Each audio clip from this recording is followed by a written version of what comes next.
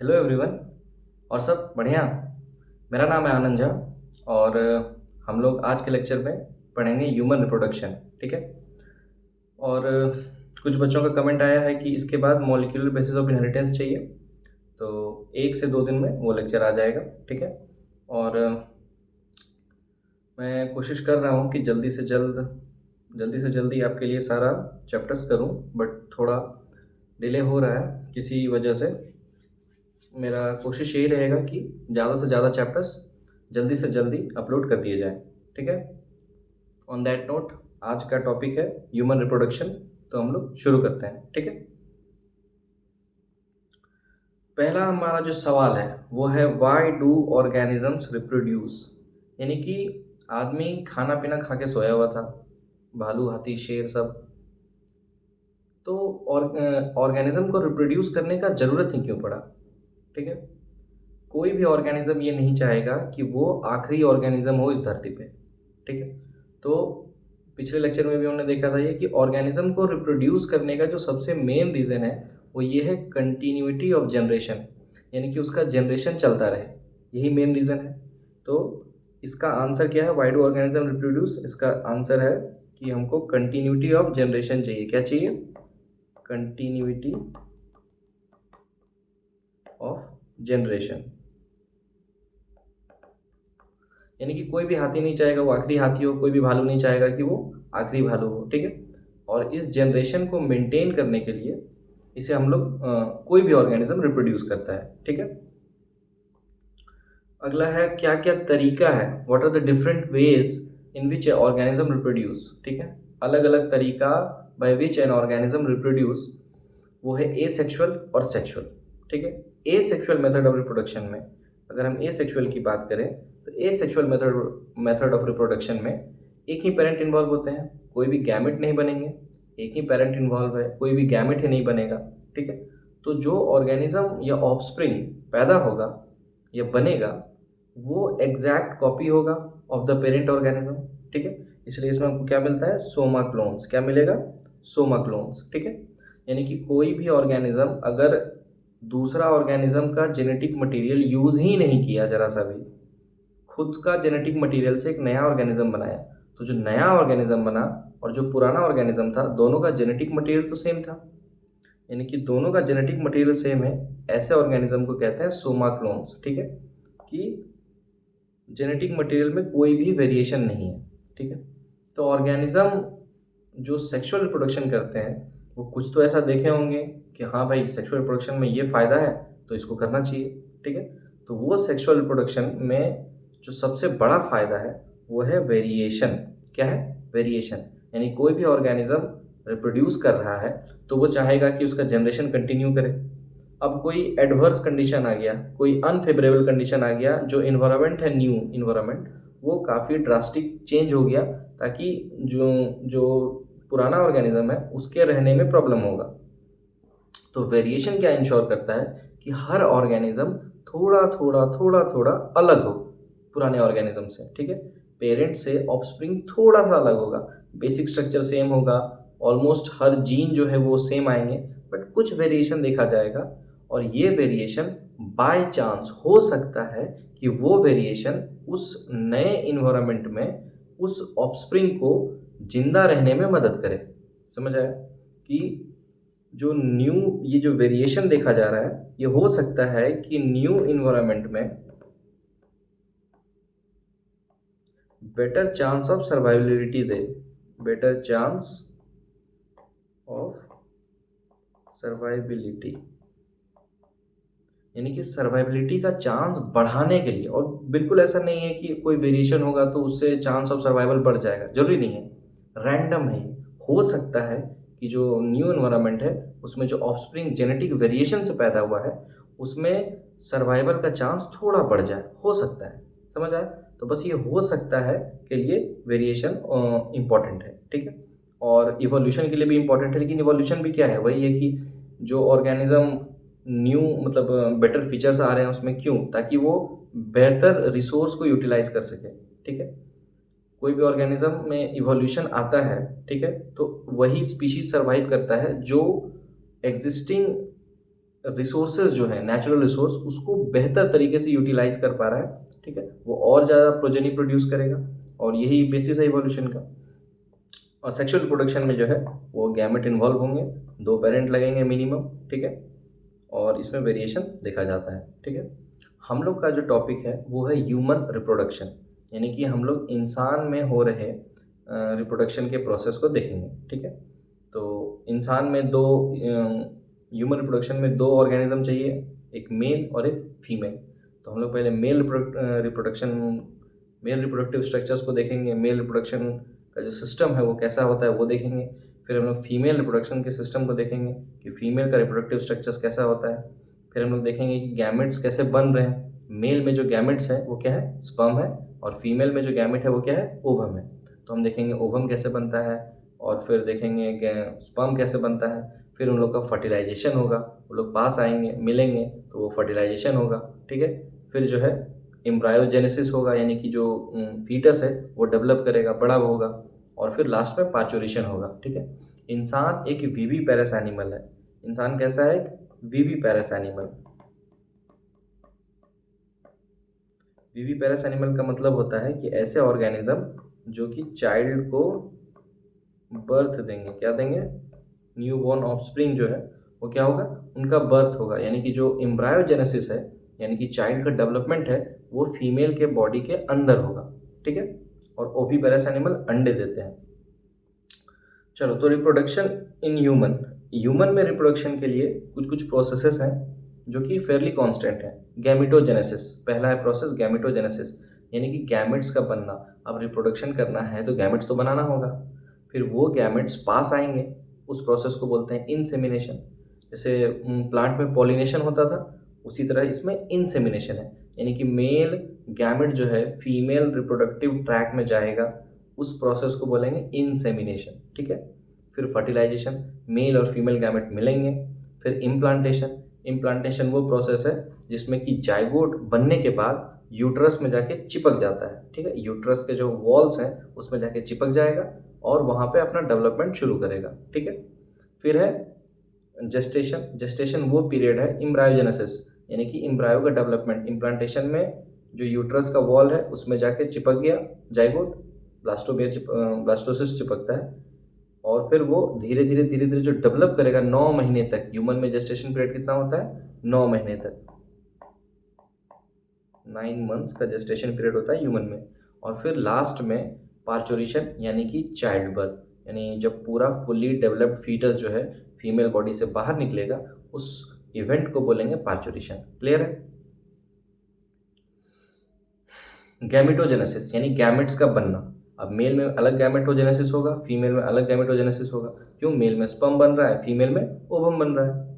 तो formation of gamete is called gametogenesis. अगर ये मेल में होगा, ये इवेंट अगर मेल में होगा तो मेल में स्पर्म बनता है, तो उस प्रोसेस को बोलेंगे स्पर्मेटोजेनेसिस। क्या बोलेंगे, स्पर्मेटोजेनेसिस, ठीक है। और फीमेल में ओवम बनता है तो उस इवेंट को बोलेंगे ऊजेनेसिस। फीमेल में ऊजेनेसिस होगा तो उससे क्या बनेगा, ओवम। ये होता कहाँ है, ओवरी में, और मेल में कहाँ होता है, ये टेस्टिस में। क्लियर है। टेस्टिस इज सिंगुलर, इसका प्लूरल लिखना है तो TES, टेस्टिस, ठीक है। ये प्लूरल हो गया और टेस्टिस सिंगुलर हो गया, ठीक है। मेल रिप्रोडक्टिव सिस्टम, ठीक है। अब मेल रिप्रोडक्टिव सिस्टम हो या फीमेल रिप्रोडक्टिव सिस्टम हो, ठीक है, कुछ कुछ फेयरली ऑर्गेनाइज्ड है ये सब, ठीक है। पहला है गोनैड, यानी कि वो ऑर्गन जो प्राइमरी सेक्स ऑर्गन है, जो ओवम बना रहा है, जो स्पर्म बना रहा है, उसको क्या बोलेंगे, गोनैड। मेल में गोनैड कौन है, टेस्टिस, ठीक है। मेल में गोनैड है टेस्टिस। टेस्टिस का काम क्या है, स्पर्म बनाना और हार्मोन्स प्रोड्यूस करना। टेस्टिस बनाना, सॉरी, स्पर्म बनाना और हार्मोन्स प्रोड्यूस करना, ठीक है। एक्सेसरी डक्ट, मेल में गोनैड क्या है, टेस्टिस, ठीक है। एक्सेसरी डक्ट, ऐसे डक्ट जो स्पर्म के ट्रांसपोर्टेशन में हेल्प करते हैं उनको कहेंगे accessory duct. Accessory duct sperm नहीं बना रहे हैं, ठीक है, लेकिन स्पर्म के ट्रांसपोर्ट में हेल्प कर रहे हैं, उनको क्या बोलेंगे, एक्सेसरी डक्ट्स। क्या क्या होते हैं एक्सेसरी डक्ट, इपिडिडाइमिस हो गया, वास डिफरेंस हो गया, ठीक है, ये सब हो गया एक्सेसरी डक्ट्स, फिर आएंगे एक्सेसरी ग्लैंड्स, ऐसे ग्लैंड जो स्पर्म प्रोड्यूस नहीं कर रहे हैं लेकिन उनका जो सिक्रीशन है वो हेल्प कर रहा है स्पर्म को फर्टिलाइज करने में, यानी कि जो ओवरऑल रिप्रोडक्टिव प्रोसेस है उसमें हेल्प कर रहा है, लेकिन वो स्पर्म नहीं बना रहे हैं। तो ऐसे ग्लैंड्स को बोलेंगे एक्सेसरी ग्लैंड्स, ठीक है, यानी मदद करने वाले ग्लैंड्स। और फिर आएगा एक्सटर्नल जेनिटेलिया, यानी कि मेल या फिर कोई भी रिप्रोडक्टिव सिस्टम का वो पार्ट जो बाहर से विजिबल है, ठीक है, उसको बोलेंगे एक्सटर्नल जेनिटेलिया, यानी जेनिटल पार्ट जो कि एक्सटर्नली विजिबल है उसको बोलेंगे एक्सटर्नल जेनिटेलिया। क्लियर है?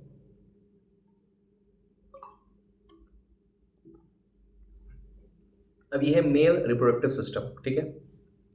मेल रिप्रोडक्टिव सिस्टम में ये है टेस्टिस, सबसे पहले ये आएगा टेस्टिस, अपना गोनाड, जो कि हेल्प करेगा स्पर्म के प्रोडक्शन में और हार्मोनल प्रोडक्शन में, यानी हार्मोन्स के प्रोडक्शन में हेल्प करेगा टेस्टिस, ठीक है। टेस्टिस स्पर्म बनाया, वो स्पर्म जाएगा फिर एपिडिडाइमिस में थ्रू रेटिटेस्टिस, ठीक है। अभी देखेंगे आगे।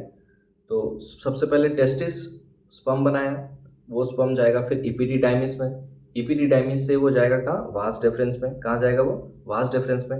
वास डिफरेंस लूप ओवर करके आएगा यहाँ पे और यहाँ प्रोस्टेट में आके मिल जाएगा, ठीक है। दोनों वास डिफरेंस आके यहाँ कहाँ मिल जाएंगे, प्रोस्टेट में, ठीक है। यहीं पर एक प्रेजेंट है ग्लैंड जिसका नाम है प्रोस्टेट ग्लैंड, ठीक है।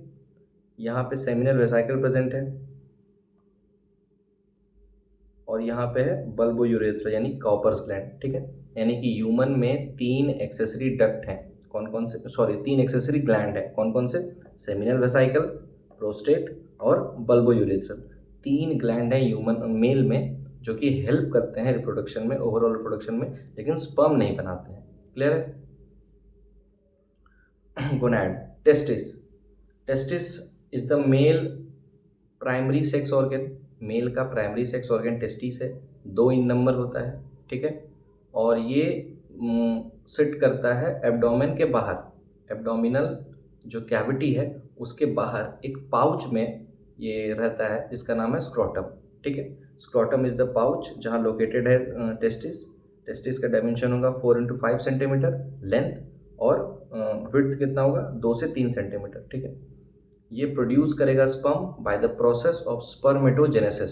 स्पर्म के बनने का प्रोसेस क्या हो गया, स्पर्मेटोजेनेसिस। क्लियर है? और ये स्क्रोटम में क्यों रहता है, ये एब्डोमिनल कैविटी से बाहर क्यों रहता है, ताकि इसका जो टेम्परेचर है वो बॉडी टेम्परेचर से 2 से 2.5 डिग्री सेल्सियस कम रह सके। यानी कि ये एब्डोमिनल जो कैविटी है, ठीक है, ये इंसान है, एब्डोमिनल कैविटी के बाहर इसलिए रहता है ये स्क्रोटम, स्क्रोटम में टेस्टिस रहता है ताकि इसका जो टेम्परेचर है वो 2 से 2.5 डिग्री सेल्सियस लोअर रहे फ्रॉम द बॉडी टेम्परेचर, ठीक है। और ये क्यों ज़रूरी है, क्योंकि स्पर्मेटोजेनेसिस के लिए उतना ही टेम्परेचर ज़रूरी होता है, ठीक है। और स्क्रोटम कॉन्ट्रैक्ट करता है और रिलैक्स करता है depending upon the ambient temperature. अगर बाहर का टेम्परेचर बहुत ठंडा है तो स्क्रोटम कॉन्ट्रैक्ट करके टेस्टिस को एब्डोमिनल कैविटी की ओर पुश कर देगा ताकि बॉडी टेम्परेचर के शरीर के टेम्परेचर के कारण उसका टेम्परेचर थोड़ा सा बढ़ जाए। क्यों? क्योंकि बाहर तो बहुत ठंड है और अगर बाहर बहुत गर्मी रहेगा तो स्क्रोटम जो है वो बहुत ही लूज़ हो जाएगा और टेस्टिस और एब्डोमिनल कैविटी से दूर आ जाएगा। क्यों? ताकि जो टेम्परेचर है, एम्बिएंट टेम्परेचर ज़्यादा है तो बॉडी से जितना नज़दीक रहेगा तो उतना ज़्यादा टेम्परेचर बढ़ेगा उसका, इसलिए स्क्रोटम नीचे आ जाएगा ताकि टेस्टिस भी नीचे आ सके और बॉडी से थोड़ा और दूर हो जाए ताकि जो टेम्परेचर है उसका, जो कि 35 डिग्री सेल्सियस के आसपास होना चाहिए, वो मेंटेन रह सके। क्लियर है? अब ये है एक टेस्टिस, साथ में एपिडिडाइमिस भी है। टेस्टिस जो है कवर्ड होता है, टेस्टिस के चारों तरफ 3 जो कवरिंग है उसका 3 पार्ट है। पहला है ट्यूनिका वेजिनालिस, ठीक है, ये सबसे आउटर मोस्ट लेयर होता है, ये सबसे आउटर मोस्ट लेयर होगा, उसका क्या नाम होगा, ट्यूनिका वेजिनालिस, ठीक है। फिर मिडिल लेयर आएगा ट्यूनिका एल्बुजिनिया और सबसे अंदर का लेयर आएगा ट्यूनिका वास्कुलोसा, ठीक है, इसमें ब्लड वेसल्स वगैरह रहते हैं। ट्यूनिका वास्कुलोसा यानी कि जो कवरिंग ऑफ द टेस्टिस है उसमें उसका 3 पार्ट है। पहला है ट्यूनिका वेजिनालिस, दूसरा है ट्यूनिका एल्बुजिनिया और तीसरा है ट्यूनिका वास्कुलोसा, ठीक है। अब टेस्टिस जो है उसमें बहुत सारे कंपार्टमेंट्स होते हैं। टेस्टिस में करीब 250 कंपार्टमेंट्स ईच टेस्टिस में, हर एक टेस्टिस का बात कर रहे हैं हम लोग, ठीक है। एक टेस्टिस में 200 से 250 कंपार्टमेंट होते हैं जिसको कहते हैं टेस्टिकुलर लोब्यूल्स। ठीक है, 250 कंपार्टमेंट है जिसको क्या बोलेंगे, टेस्टिकुलर लोब्यूल्स। ठीक है, हर टेस्टिकुलर लोब्यूल में 1 से 3 हाईली कॉइल्ड सेमिनिफेरस ट्यूब्यूल होता है।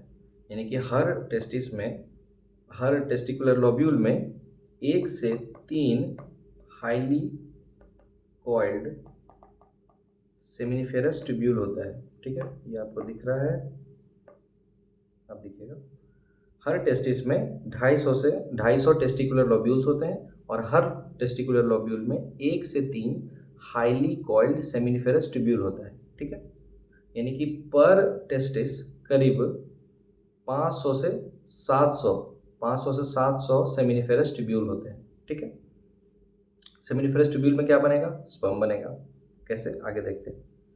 ये है टेस्टिकुलर लोब्यूल्स जिसका हम लोग बात कर रहे थे। ठीक है, और हर टेस्टिकुलर लोब्यूल में, ये जो टेस्टिकुलर लोब्यूल है ये भी एक टेस्टिकुलर लोब्यूल है, उसके अंदर 1 से 3 हाईली कॉइल्ड सेमिनिफेरस ट्यूब्यूल होगा। ठीक है, और सेमिनिफेरस ट्यूब्यूल के अंदर क्या होंगे, 2 अलग अलग टाइप के सेल्स होंगे जो कि sperm production and nourishment maturation सब में हेल्प करेंगे। ठीक है, ये है स्क्रोटल सैक बाहर का। स्क्रोटल सैक से टेस्टिस जुड़ा होता है बाय ए फाइब्रस कनेक्टिव टिश्यू जिसका नाम है गबरनेकुलम। क्या नाम है, गबरनेकुलम। ठीक है, टेस्टिस से निकलेगा एपिडिडाइमिस। टेस्टिस के पोस्टीरियर पार्ट में, टेस्टिस के पीछे, जैसे ये टेस्टिस है तो उसके पीछे ऐसे कवर करके रखता है कौन, एपिडिडाइमिस। ठीक है, टेस्टिस से स्पर्म जो है वो जाएगा एपिडिडाइमिस में। एपिडिडाइमिस का 3 पार्ट है, पहला है कैपुट एपिडिडाइमिस। कैपुट वर्ड जो है उसका मतलब होता है हेड। ठीक है, तो कैपुट कहीं पर भी रहेगा तो वो हमेशा सबसे ऊपर का पार्ट होगा। और कॉडा वर्ड जो है, कॉडा का वर्ड का मतलब ही होता है टेल। ठीक है, तो कॉडा वर्ड कहीं पर भी रहेगा वो सबसे नीचे का पार्ट जो टेल वाला पार्ट है वो होगा। तो पहला हो गया कैपुट, दूसरा सबसे लास्ट वाला पार्ट हो गया कॉडा, और जो बीच वाला पार्ट है उसको बोलते हैं कॉर्पस। उसको क्या बोलेंगे, कॉर्पस एपिडिडाइमिस। ठीक है, अगर मन है तो याद कर लो, नहीं मन है तो कोई बात नहीं। ऐसा नहीं होना चाहिए कि कभी देखे ही नहीं है वर्ड ई क्या होता है, वो इम्पोर्टेंट है। फिर टेस्टिस ही कंटिन्यू करता है आगे in the form of vas deferens. Testis he continue करेगा आगे in the form of vas deferens. Clear है। अब टाइप्स ऑफ सेल, जो टेस्टिस है उसके अंदर 250 कंपार्टमेंट्स हैं जिसका नाम है टेस्टिकुलर लोब्यूल्स। हर टेस्टिकुलर लोब्यूल में, एक टेस्टिस में 250 टेस्टिकुलर लोब्यूल्स हैं और हर लोब्यूल में 1 से 3 सेमिनिफेरस ट्यूब्यूल है। ठीक है, अब सेमिनिफेरस ट्यूब्यूल के अंदर का कहानी देखते हैं। सेमिनिफेरस ट्यूब्यूल के अंदर में ये एक सेमिनिफेरस ट्यूब्यूल है, ये एक सेमिनिफेरस ट्यूब्यूल है। ठीक है, हर सेमिनिफेरस ट्यूब्यूल के अंदर में सेल्स होते हैं जिनका नाम है स्पर्मेटोगोनिया। कौन सा सेल है, स्पर्मेटोगोनिया। स्पर्मेटोगोनिया सेल्स ही वो सेल होते हैं जो डिवाइड करके फ्यूचर में स्पर्म बनाएंगे। स्पर्मेटोगोनिया सेल को स्पर्म मदर सेल भी कहा जाता है। यानी कि स्पर्मेटोगोनिया सेल डिवाइड करेंगे और क्या बनाएंगे, फ्यूचर में स्पर्म बनाएंगे। ठीक है, इसके अलावा एक और सेल प्रेजेंट होता है जिसका नाम है सर्टोली सेल्स। क्या नाम है इसका, सर्टोली सेल्स। सर्टोली सेल्स को प्यार से नर्स सेल भी बुलाते हैं, और नाम में ही नर्स है, इसका मतलब उसका काम क्या होगा, उसका काम होगा नरिशमेंट देना स्पर्म को, उसका देखभाल करना। ठीक है, स्पर्मेटोगोनिया जो है वो डिवाइड करके स्पर्म बनाएगा। स्पर्म का दूसरा नाम स्पर्मेटोजोआ भी है। स्पर्मेटोगोनिया डिवाइड करके क्या बनाएगा, स्पर्मेटोजोआ, और फिर सर्टोली सेल जो है उसको कौन देगा, क्या देगा, नरिशमेंट देगा। क्लियर है। अब ये एक सेमिनिफेरस ट्यूब्यूल है, ये एक दूसरा सेमिनिफेरस ट्यूब्यूल है, उसी तरह इधर भी एक सेमिनिफेरस ट्यूब्यूल है। तो ये जो सेमिनिफेरस ट्यूब्यूल्स हैं इनके बीच में भी कुछ कुछ सेल्स प्रेजेंट होते हैं। ठीक है, इनके बीच में भी कुछ कुछ सेल्स प्रेजेंट होते हैं। उन सेल्स को कहते हैं इंटरस्टिशियल सेल्स, या फिर दूसरा नाम क्या है इनका, लेडिक सेल। क्या नाम है, लेडिक सेल। ठीक है, और लेडिक सेल का काम क्या होता है, लेडिक सेल जो है मेल सेक्स हार्मोन जो है क्या कहते हैं, टेस्टोस्टेरोन, वो सिक्रीट करते हैं। ठीक है, इंटरस्टिशियल सेल या लेडिक सेल का काम है कि वो एंड्रोजन में प्राइमरली टेस्टोस्टेरोन ही रहता है। तो एंड्रोजन और टेस्टोस्टेरोन को हम लोग कभी कभी साथ में ही यूज़ करते हैं कि एंड्रोजन और टेस्टोस्टेरोन सेम सेम। ठीक है, तो अभी हम लोग वही मान के चलेंगे, उतना हम लोग का सिलेबस में जितना है उतना ही। तो इंटरस्टिशियल सेल जो है उनका दूसरा नाम क्या है, लेडिक सेल है, वो सीक्रेट क्या करेंगे, वो सीक्रेट करेंगे एंड्रोजन, ठीक है। एंड्रोजन में मोस्टली क्या होता है, टेस्टोस्टेरोन, और एंड्रोजन को ही कहते हैं मेल सेक्स हार्मोन, यानी कि मेल में सेक्सुअल कैरेक्टर्स का डेवलप होना जो किसके इन्फ्लुएंस में होता है, कौन सा हार्मोन के इन्फ्लुएंस में, एंड्रोजन के इन्फ्लुएंस में। यहाँ तक क्लियर है। टाइप्स ऑफ सेल, ठीक है। Types of cell in a testis, एक टेस्टिस में दो टाइप के सेल होते हैं, लेडिक सेल और सर्टोली सेल्स, वही जो पहले देखे हम लोग वही अभी फिर से देख रहे हैं। टेस्टिक्स लेडिक सेल का दूसरा नाम क्या है, इंटरस्टिशियल सेल, उनका काम क्या है, एंड्रोजन सीक्रेट करना, ठीक है।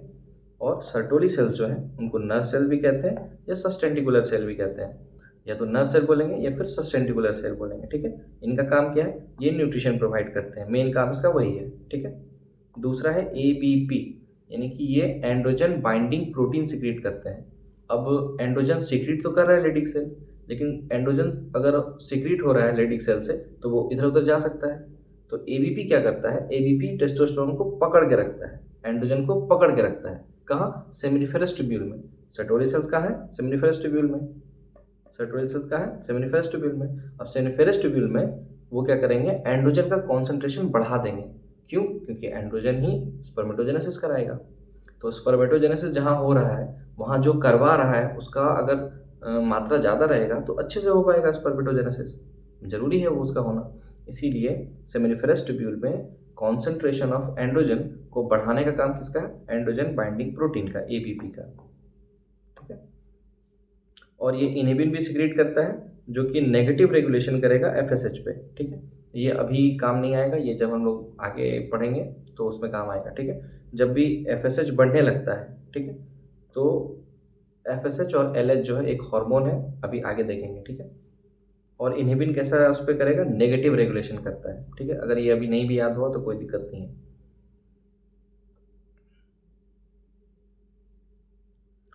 चलो, कैसे स्पर्म बना है अभी हम लोग नहीं देखे हैं, बस स्पर्म होता है, मेल गैमेट है, हम लोग बस ये जानते हैं अभी तक, क्लियर है। आगे हम लोग देखते हैं कि पैसेज ऑफ स्पर्म क्या क्या है।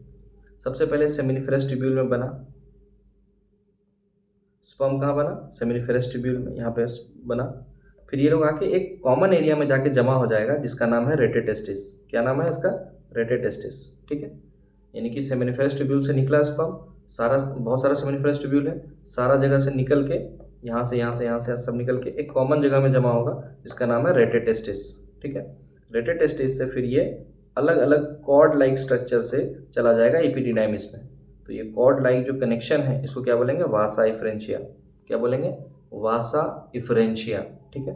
अब वासा इफ्रेंशिया से ये चला जाएगा एपिडिडाइमिस में।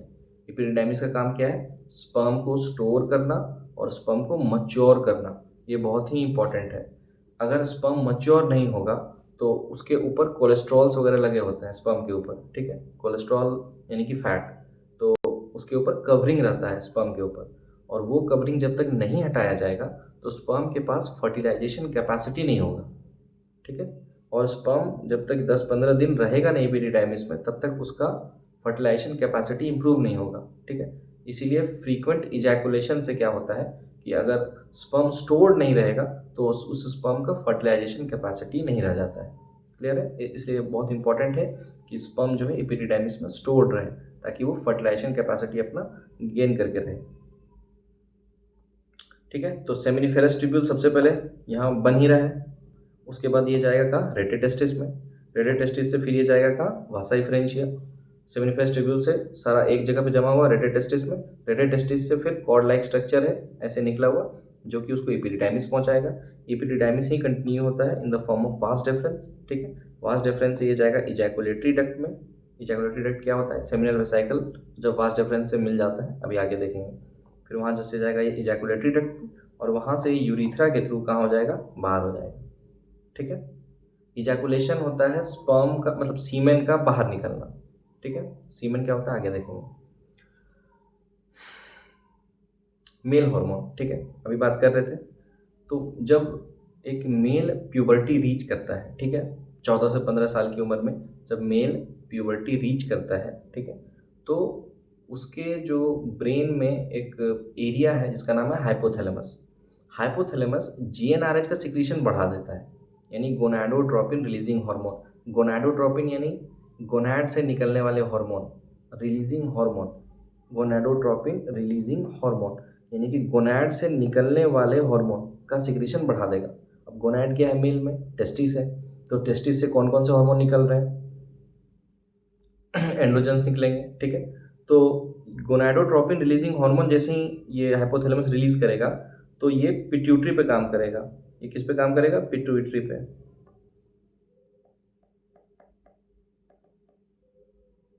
ठीक है। ये पिट्यूटरी हाइपोथैलेमस सीक्रेट किया जीएनआरएच, वो जीएनआरएच जाके एक्ट करेगा पिट्यूटरी ग्लैंड पे। पिट्यूटरी ग्लैंड जो है वो क्या सीक्रेट करेगा? एलएच और एफएसएच। एलएच का फुल फॉर्म है ल्यूटिनाइजिंग हार्मोन। क्या नाम है? Luteinizing hormone. और इसका नाम है फॉलिकल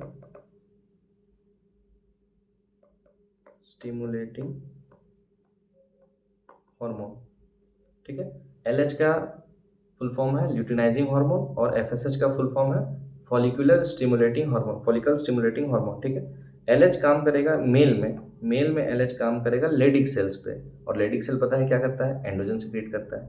एलएच काम करेगा लेडिक सेल्स पे और वो क्या कराएगा? स्पर्मेटोजेनेसिस, फॉर्मेशन ऑफ स्पर्म कराएगा। ठीक है।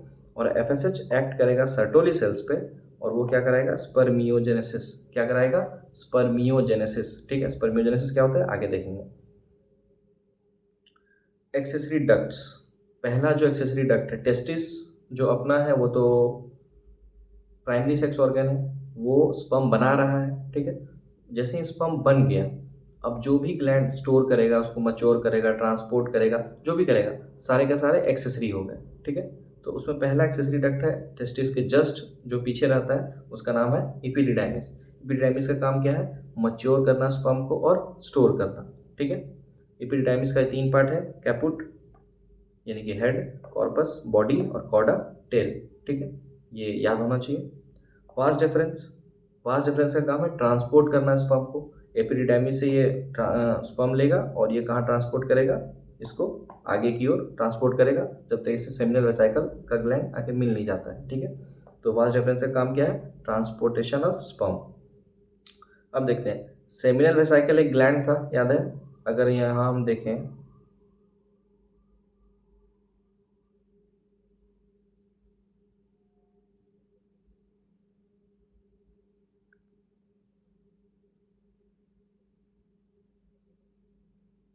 ठीक है, लिखे नहीं है, बता देते हैं कि जो ग्लैंड है ह्यूमन मेल में, वो 3 ग्लैंड प्रेजेंट होते हैं, सेमिनल वेसाइकल, प्रोस्टेट और कॉपर्स। 3 ग्लैंड है। उसमें जो पहला ग्लैंड है, यहाँ हम लोग डायग्राम देख सकते हैं। ये जो ग्लैंड है ये हो गया अपना टेस्टिस। उसके बाद आया सबसे पहले एपिडिडाइमिस में। एपिडिडाइमिस ही कंटिन्यू किया एज वास डिफरेंस। और वास डिफरेंस जैसे ही यहाँ आया तो सेमिनल वेसाइकल जो है, ये इसका डक्ट भी जो है आके यहाँ मिल गया। ठीक है। सेमिनल वेसाइकल का डक्ट ये इधर से आ रहा है, वास डिफरेंस, और यहीं पे आके किसका डक्ट मिल गया?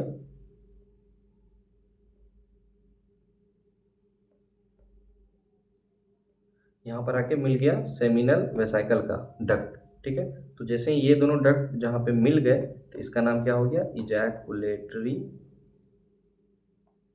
डक्ट। ठीक है।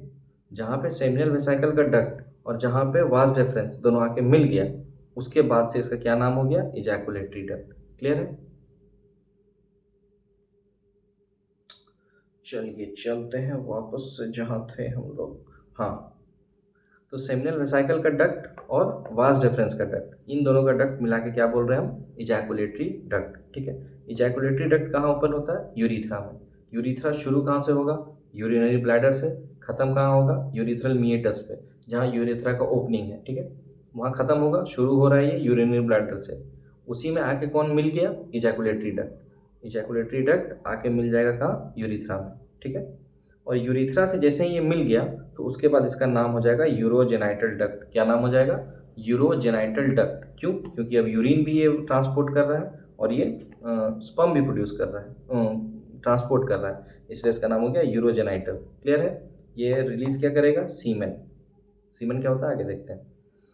यूरिथ्रा 3 टाइप का है, प्रोस्टेटिक यूरिथ्रा, मेम्ब्रेनस यूरिथ्रा और पिनाइल यूरिथ्रा, यानी कि एक बना ही देते हैं। ये है यूरिनरी ब्लैडर और उससे ये निकला यूरिथ्रा, ठीक है। यहाँ पे प्रेजेंट होगा प्रोस्टेट ग्लैंड, यहाँ पे क्या प्रेजेंट होगा, प्रोस्टेट ग्लैंड, ठीक है। तो पार्ट ऑफ द यूरिथ्रा, ये पार्ट ऑफ द यूरिथ्रा जो कि प्रोस्टेट ग्लैंड के बीच में से पास कर रहा है, इसको बोलेंगे प्रोस्टेटिक यूरिथ्रा। क्लियर है। यहाँ पे आके मिलेगा इजैकुलेटरी डक्ट, इजैकुलेटरी डक्ट आके यहाँ पे मिलेगा। क्लियर है। अभी आके यूरिथ्रा मिल गया। उसके बाद आएगा छोटा सा पार्ट, ये वाला पार्ट, इसको बोलेंगे मेम्ब्रेनस यूरिथ्रा। मेम्ब्रेनस यूरिथ्रा के ही दोनों तरफ होता है कॉपर्स ग्लैंड। क्या होगा, ये कौन सा ग्लैंड है, कॉपर्स ग्लैंड, ठीक है। और उसके बाद यहाँ से शुरू हो जाएगा पीनस,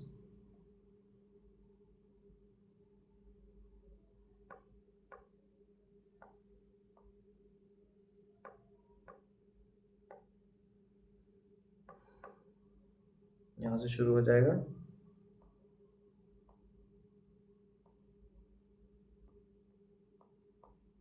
तो इस वाले यूरिथ्रा को बोलेंगे पीनाइल यूरिथ्रा। सिंपल सा बात है कि ऐसा यूरिथ्रा जो प्रोस्टेट ग्लैंड के बीच में से पास कर रहा है उसको बोलेंगे प्रोस्टेटिक यूरिथ्रा। यहाँ पे किसी चीज़ के बीच में से पास नहीं कर रहा है, जहाँ पे कॉपर ग्लैंड लगा हुआ है उसको बोलेंगे मेम्ब्रेनस यूरिथ्रा, और जो पीनस के अंदर है यूरिथ्रा उसको बोलेंगे पीनाइल यूरिथ्रा। क्लियर है, सिंपल है, नाम याद रखना है बस, और कुछ नहीं है। और पीनाइल यूरिथ्रा का ओपनिंग जो है क्या होगा, इसको बोलेंगे यूरेथ्रल मिएटस। यहाँ पे दिख रहा है, यहाँ पे जहाँ पे यूरिथ्रा ख़त्म हो रहा है, बॉडी के बाहर वो एग्जिट कर रहा है, उसको बोलेंगे यूरेथ्रल मिएटस, ठीक है। सीमेन, बहुत देर से देख रहे थे सीमेन सीमेन सीमेन। सीमेन क्या होता है, स्पर्म, स्पर्म तो प्रोड्यूस किए ही हम, टेस्टिस। और सेमिनल प्लाज्मा, सेमिनल प्लाज्मा क्या होता है, सिक्रीशन ऑफ ग्लैंड्स। जो भी एक्सेसरी ग्लैंड्स हैं ह्यूमन मेल में वो क्या है, सेमिनल वेसाइकल, प्रोस्टेट और कॉपर्स, ठीक है। ये तीन ग्लैंड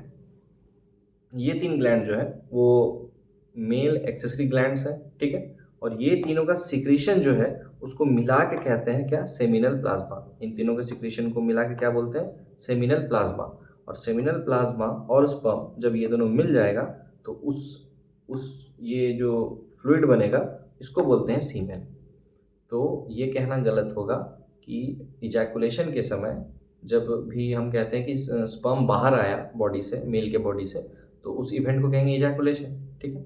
तो वो उसमें बस स्पर्म बाहर नहीं आ रहा है, उसमें सिक्रीशन ऑफ ग्लैंड्स भी बाहर आ रहे हैं, ठीक है। और secretion of gland plus sperm को क्या कहते हैं, सीमेन। तो कहना क्या एक्यूरेट होगा कि ह्यूमन मेल जो है इजैकुलेट करता है तो वो स्पर्म स्पर्म नहीं, सीमेन इजैकुलेट करता है। समझ आया। चलिए अब ग्लैंड्स देखते हैं। ग्लैंड्स, पहला ग्लैंड है अपना सेमिनल वेसाइकल। क्या है अपना पहला ग्लैंड, सेमिनल वेसाइकल, ठीक है।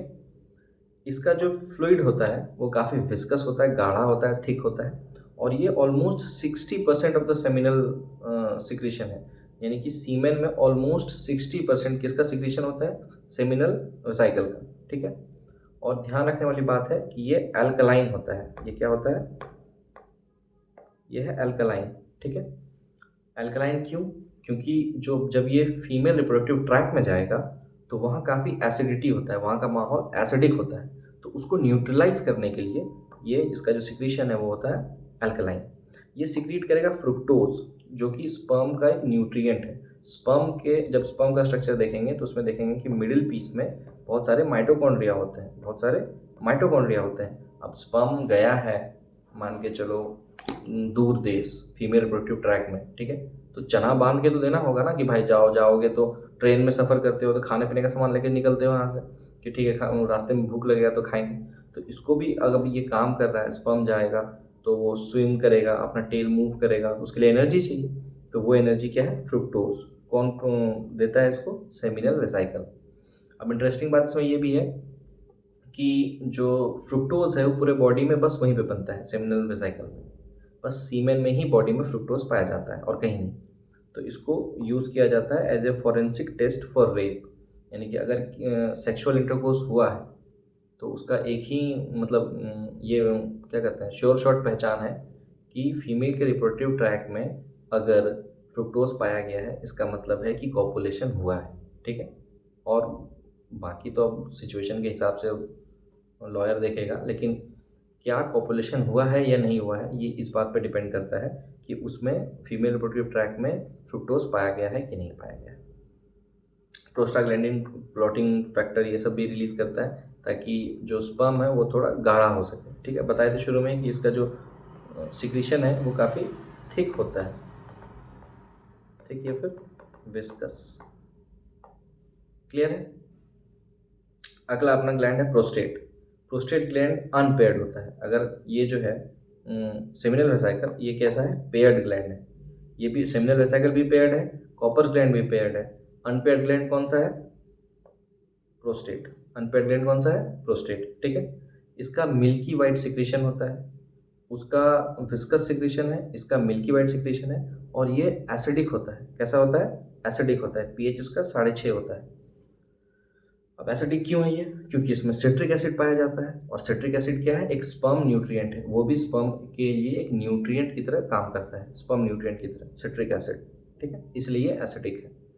इसका जो कंट्रीब्यूशन है सेमिनल जो सीमेन है उसमें इसका कंट्रीब्यूशन है 25% के आसपास। उसका कितना था, ऑलमोस्ट 60%, इसका 25% के आसपास।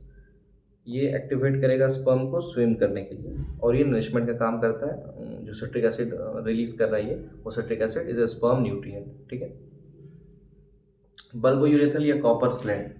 बल्बोयूरेथ्रल या कॉपर्स ग्लैंड, इसका दो नाम है, कहीं पर भी इंटरचेंजेबली यूज होता है, ध्यान रखना। ये भी पेयर्ड है। इसका भी सिक्रीशन कैसा होगा, अल्कलाइन होगा।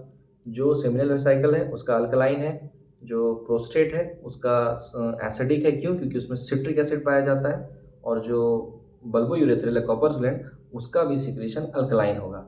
बल्बोयूरेथ्रल का जो सिक्रीशन है उसका प्राइमरी काम है ल्यूब्रिकेशन ऑफ पीनस। जब भी सेक्सुअल इंटरकोर्स हो रहा होता है तो उस समय फ्रिक्शन को रिड्यूस करने के लिए जो लुब्रिकेटिंग सब्सटेंस रिलीज किया जाता है वो बल्बोयूरेथ्रल करता है। ठीक है, ये प्रेजेंट है either side of membranes urethra, बता चुके हैं। अल्कलाइन सेक्रेशन है, हेल्प्स इन लुब्रिकेशन ऑफ पीनस। ठीक है, ये क्लियर है। दूसरी बात है कि जब यूरिथ्रा से पार हो रहा होता है, यूरिथ्रा से जब स्पर्म पार हो रहा होता है तो यूरिथ्रा से टकरा के डैमेज ना हो, उसमें भी ये लुब्रिकेशन का काम करता है। दूसरा जो अल्कलाइन सिक्रीशन है वो एक तो फीमेल का रिप्रोडक्टिव ट्रैक का एसिडिटी को कम करता है। फीमेल के रिप्रोडक्टिव ट्रैक के एसिडिटी को कम करने के लिए भी यूज़ होता है alkaline nature of seminal plasma. दूसरा है कि जो यूरिन है, यूरिथ्रा में यूरिन पास हो ही रहा है, तो जब स्पर्म को या सीमेन को पास होना होता है तो वहाँ पे भी एसिडिक एनवायरनमेंट होता है, तो उसको भी न्यूट्रलाइज करने के काम आता है। क्लियर है। तो इसका लुब्रिकेशन वाला एक फंक्शन है, दूसरा है कि स्पर्म को डैमेज होने से बचाएगा ये जब यूरिथ्रा से पास हो रहा होता है।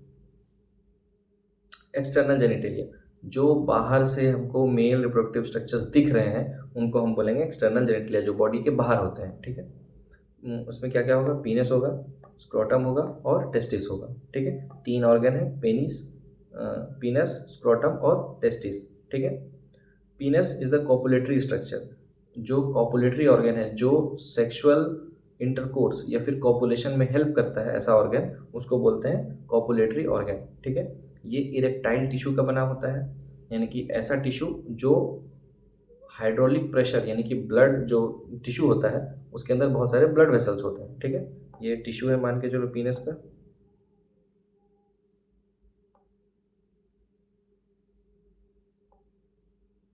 ठीक है, तो इसके अंदर जो टिश्यू है इसमें काफ़ी ब्लड वेसल्स होते हैं। ठीक है, और जब इसमें ब्लड भर जाता है तो हाइड्रोलिक प्रेशर से, यानी कि हाइड्रोलिक प्रेशर समझ में आता है ना, कि जो कोई फ्लूइड भर गया तो वो कुछ प्रेशर लगाएगा, तो उस प्रेशर के कारण ये जो टिश्यू है ये काफ़ी फर्म हो जाता है। ठीक है, तो हम कहते हैं कि पीनस का इरेक्शन हो गया। ठीक है, इसका टिप जो है अभी हम बनाए थे ऐसे करके, तो जो टिप है इसका ये काफ़ी इनलार्ज होता है, और इस इनलार्ज टिप को क्या बोलते हैं, ग्लांस पीनस। क्या बोलेंगे, ग्लांस पीनस। ठीक है, और लूज फोल्ड ऑफ स्किन, जो ग्लांस पीनस है उसके ऊपर जो है एक लूज फोल्ड ऑफ स्किन होता है यहाँ पे, ठीक है। और इस स्किन को क्या बोलेंगे, प्रीप्यूस या फिर फोर स्किन, ठीक है। Loose fold of skin over glans penis is called prepuce या फोर स्किन, ठीक है। और जो इनलार्ज टिप है, यानी कि जो एंड पार्ट है, डिस्टल पार्ट है of the distal part of the penis is enlarge, और उस इनलार्ज पार्ट को क्या बोलते हैं, glans penis. Erectile tissue of penis, erectile, इसमें जो पीनस है उसमें दो टाइप का टिश्यू पाया जाता है, जैसे कि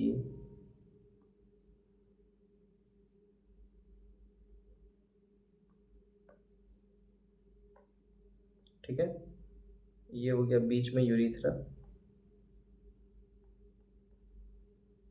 तो यूरिथ्रा के चारों तरफ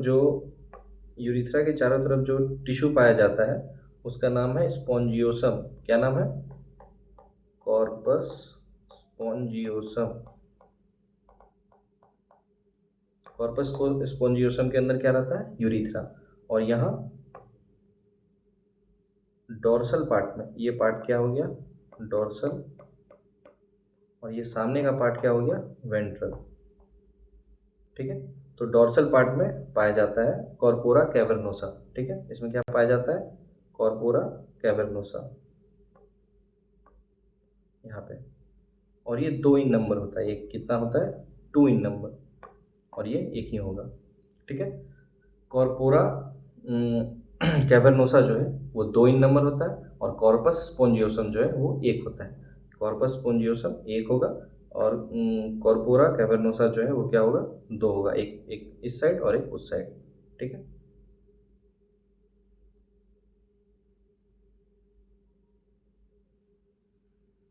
चलो अब देखते हैं स्पर्म का स्ट्रक्चर। अगर स्पर्म का स्ट्रक्चर देखें हम, ठीक है, तो स्पर्म का स्ट्रक्चर में सबसे पहले अब मिलेगा यहाँ हेड। हेड के अंदर क्या होगा, न्यूक्लियस। हेड के अंदर न्यूक्लियस होगा जो कि क्रोमोसोम लेके जा रहा होगा, ठीक है। उसके ऊपर एक स्ट्रक्चर होता है ऐसे करके बना हुआ, कैप लाइक स्ट्रक्चर, जिसको कहते हैं एक्रोजोम। क्या बोलते हैं, एक्रोजोम। एक्रोजोम में एंजाइम्स होते हैं जो हेल्प करते हैं ओवम को पेनिट्रेट करने में। एक्रोजोम के अंदर ऐसे एंजाइम्स होते हैं जो हेल्प करते हैं ओवम को पेनिट्रेट करने में, ठीक है। प्लाज्मा मेम्ब्रेन से कवर्ड होता है ये शुरू से अंत, यहाँ तक देखो, यहाँ से लेके ये पूरा चारों तरफ कवर्ड है, किससे, प्लाज्मा मेम्ब्रेन से, हर तरफ से, ठीक है। ये नेक है, कुछ ऐसा इंपॉर्टेंट नहीं है नेक के बारे में। ये है मिडिल पीस। मिडिल पीस में भर भर के माइटोकॉन्ड्रिया होता है, ठीक है। मिडिल पीस में क्या होता है, भर भर के माइटोकॉन्ड्रिया। माइटोकॉन्ड्रिया क्या करेगा, जो फ्रुक्टोज आया था सेमिनल प्लाज्मा से, सीमेन में क्या होता है, sperm plus seminal plasma. Seminal plasma क्या था, सिक्रीशन ऑफ एक्सेसरी ग्लैंड्स। और एक्सेसरी ग्लैंड कौन कौन थे, सेमिनल वेसाइकल, प्रोस्टेट और कॉपर्स। सेमिनल वेसाइकल क्या रिलीज कर रहा था, फ्रुक्टोज। तो जो माइटोकॉन्ड्रिया है ये वाला, ये माइटोकॉन्ड्रिया जो है, ये माइटोकॉन्ड्रिया उसी फ्रुक्टोज को मेटाबोलाइज करके एनर्जी निकालेगा, और उस एनर्जी को यूज़ किया जाएगा टेल में स्विमिंग। टेल जो है वो ऐसे ऐसे करके फ्लटर करके स्विम करेगा और ओवम की ओर आगे बढ़ेगा। क्लियर है। स्पर्म, जिसका दूसरा नाम प्यार से हम लोग क्या बुलाते हैं उसको, स्पर्मेटोजोआ। उसमें हेड में क्या होगा, न्यूक्लियस। एक्रोजोम, एक्रोजोम में होते हैं हाइड्रोलाइटिक एंजाइम्स, जिसको स्पर्मालाइसिन्स भी कहते हैं, जिसको क्या बोलते हैं, स्पर्म लाइसिन, ठीक है। उसमें मेन जो एंजाइम होता है वो है हाइलुरोनिडेज। क्या होता है, हाइलुरोनिडेज। क्यों, क्योंकि ओवम के बारे में जब पढ़ेंगे तो हम देखेंगे ओवम के चारों तरफ कुछ कुछ प्रोटेक्टर सेल्स होते हैं, कोरोना रेडिएटा के सेल्स, तो वो जुड़े होते हैं आपस में हाइलुरोनिक एसिड से, ठीक है। वो किससे जुड़े होते हैं, हाइलुरोनिक एसिड से। तो वो हाइलुरोनिक एसिड जो है वो डाइजेस्ट करने में कौन हेल्प करता है, हाइलुरोनिडेज, ठीक है। और जो जोना पेलुसिडा का लेयर है, ओवम जब पढ़ेंगे तो उसका स्ट्रक्चर देखेंगे। ओवम के चारों तरफ एक लेयर होता है जिसका नाम है जोना पेलुसिडा। तो उस जोना पेलुसिडा लेयर को जो क्या कहते हैं, पेनिट्रेट करने में हेल्प करेगा जोना लाइसिन। क्लियर है।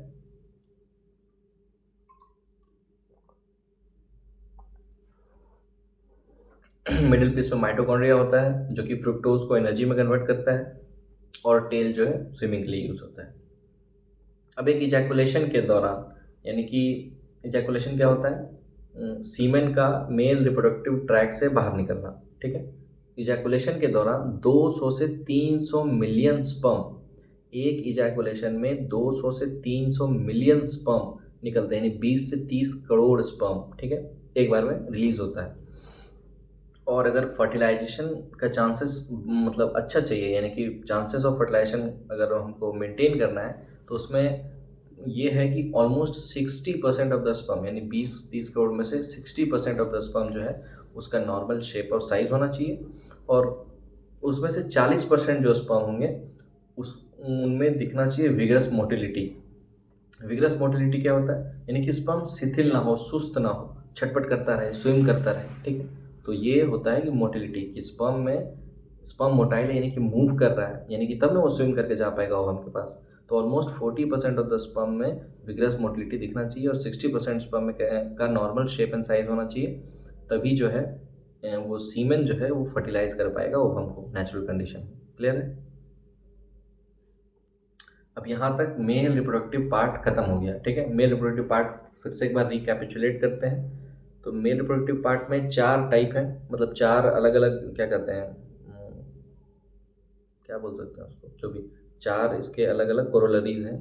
पहला है गोनैड, यानी कि मेल रिप्रोडक्टिव सिस्टम में वो ऑर्गन जो स्पर्म को बना रहा है, गैमेट को बना रहा है और हार्मोन को रिलीज कर रहा है, ठीक है। वो कौन करता है? टेस्टिस काम करता है उसका। फिर आ गया एक्सेसरी ग्लैंड्स, ऐसे ग्लैंड जो कि कुछ सिक्रीट कर रहे हैं, हेल्प कर रहे हैं फर्टिलाइजेशन में, लेकिन वो स्पर्म प्रोड्यूस नहीं कर रहे हैं, वो गैमेट प्रोड्यूस नहीं कर रहे हैं, ठीक है। वो कौन कौन है? सेमिनल वेसाइकल, कॉपर्स और प्रोस्टेट। सेमिनल वेसाइकल पेयर्ड है, प्रोस्टेट अनपेयर्ड है, और जो कॉपर्स ग्लैंड है वो भी पेयर्ड है, ठीक है। उसके बाद आएगा एक्सेसरी डक्ट, यानी ऐसे डक्ट्स यानी ट्यूब या ट्यूब्यूल्स जो कि ट्रांसपोर्ट ऑफ स्पर्म में हेल्प कर रहे हैं। उसमें क्या क्या आएगा? एपिडिडाइमिस आएगा, वास डिफरेंस आएगा, ठीक है। और फिर एक्सटर्नल जेनिटेलिया। एक्सटर्नल जेनिटेलिया क्या होता है कि ऐसा part of the reproductive system जो बॉडी के बाहर है, उसको क्या बोलते हैं? एक्सटर्नल जेनिटेलिया, ठीक है। मेल में क्या है? वो पीनस, स्क्रोटम और टेस्टिस। क्लियर है? यहाँ तक हम लोग देख लिए। स्पर्म का स्ट्रक्चर देखें कि स्पर्म में हेड होता है, उसके ऊपर एक कैप लाइक स्ट्रक्चर होता है, इसको क्या कहते हैं? एक्रोजोम कहते हैं। फिर मिडिल पीस आएगा, मिडिल पीस में बहुत भर भर के माइटोकॉन्ड्रिया होगा। क्यों? ताकि स्विम करने के लिए जो एनर्जी चाहिए वो फ्रुक्टोज को मेटाबोलाइज करके एनर्जी बनाएगा। और सबसे लास्ट में क्या होगा? टेल क्या करेगा? स्विमिंग में हेल्प करेगा, ठीक है। तो मेल रिप्रोडक्टिव सिस्टम यहाँ हम लोग पढ़ चुके हैं, ठीक है। अब देखते हैं आगे फीमेल रिप्रोडक्टिव सिस्टम के बारे में। इसमें भी सेम होगा, गोनैड, एक्सेसरी डक्ट, ग्लैंड और एक्सटर्नल जेनिटेलिया, ठीक है। इसमें भी वही होगा। इसमें फीमेल में जो गोनैड है उसका नाम क्या है? ओवरी। फीमेल में जो गोनैड है उसका क्या नाम है? ओवरी। ओवरी क्या करेगा? ओवम प्रोड्यूस करेगा और हार्मोन प्रोड्यूस करेगा, दो ही काम है। मेल में भी टेस्टिस का क्या काम था? हार्मोन प्रोड्यूस कर रहा था और गैमेट प्रोड्यूस कर रहा था जो कि स्पर्म था। और यहाँ भी जो ओवरी है वो क्या करेगा? गैमेट प्रोड्यूस करेगा और हार्मोन प्रोड्यूस करेगा। क्लियर है? एक्सेसरी डक्ट, इसमें फीमेल में एक्सेसरी डक्ट होंगे फेलोपियन ट्यूब, ठीक है। यानी कि ऐसा डक्ट या ऐसा ट्यूब जो कि फीमेल के जो गैमेट है उसको ट्रांसपोर्ट करने में हेल्प कर रहा है, उसको क्या बोलेंगे? Accessory duct. फिर आएगा यूट्रस, ठीक है, वो भी एक्सेसरी डक्ट में आएगा।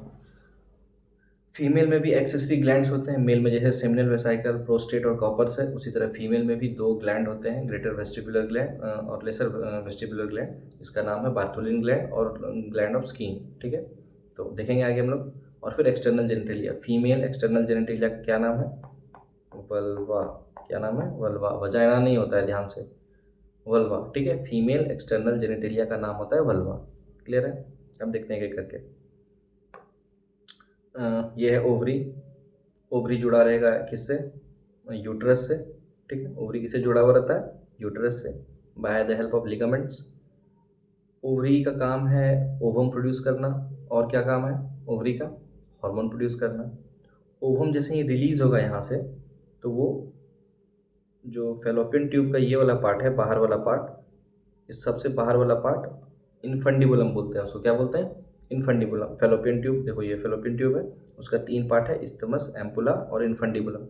एंड इनफंडिबुलम में यहाँ फिंगर लाइक प्रोजेक्शंस होते हैं, फिंगर लाइक प्रोजेक्शंस, उंगली जैसा प्रोजेक्शन होगा जो कि ओवम को कलेक्ट करने के काम कराएगा। ओवम को क्या करेगा? कलेक्ट करेगा। तो ओवम को जो कलेक्ट कर रहा है उस स्ट्रक्चर को क्या बोलते हैं? फिम्ब्री, ठीक है, किसमें प्रेजेंट होगा, इन्फंडिबुलम में। यहाँ से निकला ओवम, यहाँ जाएगा फिमरे में, फिमरे कैच कर लिया उसको, फिर जाएगा इन्फंडिबुलम में, फिर जाएगा यहाँ एम्पुला में। अगर फर्टिलाइजेशन होना है तो यहीं पे होगा, क्योंकि ये widest and longest part of the fallopian tube, ये widest and longest part of fallopian tube है। ठीक है, कौन, एम्पुला। फर्टिलाइजेशन कहाँ होता है, एम्पुला में। यहाँ पे होगा क्या, फर्टिलाइजेशन। ठीक है, उसके बाद ये वाला पार्ट है इस्थमस। इस्थमस क्या करता है, एम्पुला को यूट्रस से कनेक्ट करता है। ये जो यूट्रस है उसको फेलोपियन ट्यूब या एम्पुला से कनेक्ट करने का काम किसका है, इस्थमस का, और कोई ऐसा मेजर काम नहीं है इसका। ये है यूट्रस। यूट्रस में होता है, ये जो पार्ट है यूट्रस का, इसको बोलते हैं यूटेराइन फंडस। ठीक है, ऊपर वाला पार्ट को बोलते हैं यूटेराइन फंडस, और ये जो कैविटी है बीच में, इसको बोलेंगे यूटेराइन कैविटी। यूट्रस के अंदर का कैविटी को क्या बोलेंगे, यूटेराइन कैविटी। उसके नीचे आएंगे तो ये वाला पार्ट जो है उसको बोलते हैं सर्विक्स। यूट्रस के नीचे वाले पार्ट को क्या बोलते हैं, सर्विक्स। और सर्विक्स के बीच में जो कनाल होगा उसको बोलेंगे सर्वाइकल कनाल। ठीक है, ये है सर्विक्स, ये वाला पार्ट, और उसके बीच के यहाँ जो कनाल है उसको क्या बोलेंगे, सर्वाइकल कनाल। सिंपल है। फिर उसके नीचे आएगा वजाइना। ठीक है, वजाइना एक लंबा सा ट्यूब होता है करीब 10 सेंटीमीटर का, जो कि आउटर बॉडी में जाके खुलता है। ठीक है, उसका ओपनिंग कहाँ होता है, आउटर बॉडी में। ये जो यूट्रस है उसका जो ये लेयर्स हैं, जो यहाँ पे सेल्स हैं, वो 3 अलग अलग लेयर में अरेंज्ड हैं। सबसे बाहर का लेयर है पेरीमीट्रियम, ये एपिथेलियल सेल्स का बना होता है, बस इसका काम है कि आउटर बाउंड्री बनाना। ठीक है, फिर बीच में है मायोमेट्रियम। मायोमेट्रियम बना होता है स्मूथ मसल का, और सबसे लास्ट वाला पार्ट है एंडोमेट्रियम। क्या पार्ट है, एंडोमेट्रियम। ये ग्लैंडुलर होता है और यही इम्प्लांटेशन में हेल्प करता है। सबको एक एक करके फिर से देखते हैं। अभी ओवरव्यू हो गया। गोनाड यानी ओवरी, ये क्या है, पेयर्ड स्ट्रक्चर है, एक लेफ्ट में है और एक राइट में है। Ovary is a paired structure. इसका काम क्या है, production of ovum and hormone. Hormone को प्रोड्यूस करेगा और ये ओवम को प्रोड्यूस करेगा। ये पेल्विक वॉल से भी जुड़ा होता है और यूटेराइन वॉल से भी जुड़ा होता है, यानी कि जो एब्डोमिनल वॉल है उससे भी जुड़ा होता है लिगामेंट से, और ये यूट्रस से भी जुड़ा होता है।